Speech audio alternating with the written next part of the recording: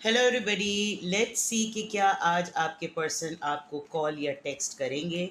No contact में जो लोग हैं, लेट्स सी कि क्या आज आपके पर्सन आपको कॉल या टेक्स्ट करेंगे। 4 of cups, king of swords, S of cups.